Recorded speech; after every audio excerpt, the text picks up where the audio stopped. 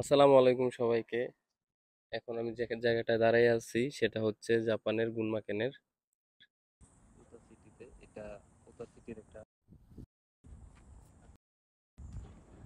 নদীগুলি city corporation দ্বারা পরিচালিত হয়।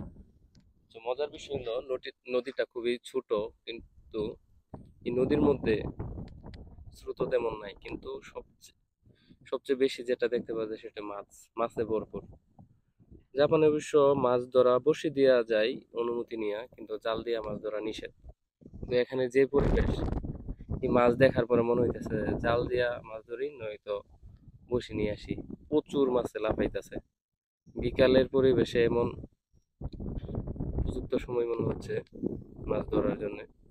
তো আমার কাছে জালও নাই, বসিও নাই, যে কারণে আর মাছ ধরতে পারবো না। তবে নেক্সট টাইম আমি অবশ্যই মাছ ধরবো। এই নদী থেকে মাছ ধরবো। নদী বলতে ছোট নদী, কোনো স্রোত নাই, ঘাসে ভরা পুরা ঘাস। আর এই ব্রিজটা অনেক ভালো লাগে আমার কাছে। আমার বাসা থেকে খুব কাছে হওয়াতে যখনই খারাপ লাগে এই ব্রিজের মধ্যে এসে আমি মাঝে মাঝে রাত্রেও আসি। খুব ভালো লাগে যে বাংলাদেশে একটা ফিল পাওয়া যায়। আর চারপাশে এত সুন্দর রাস্তা থাকলেও যানবাহন খুব কম, কোনো গাড়ি নাই, তেমন কোনো মানুষও নাই। একদম নিরিবিলি, একদম নির্দ্বিধায়, একদম রাত পর্যন্ত থাকলেও এখানে কোনো সমস্যা হয় না।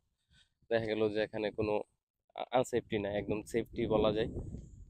আর দেখা যাচ্ছে যে সন্ধ্যা হয়ে গেলেও আকাশে চাঁদ দেখা যাচ্ছে, এমন একটা পরিবেশে আসলেই মনোমুগ্ধকর। নিচে মাছ লাফাইতেছে, উপরে বৃষ্টিটাও সুন্দর, আকাশে চাঁদ, বাতাসটাও প্রবাহ অনেক ভালো লাগতেছে। ফিল পাওয়ার মতো একটা পরিবেশ। ধন্যবাদ সবাইকে।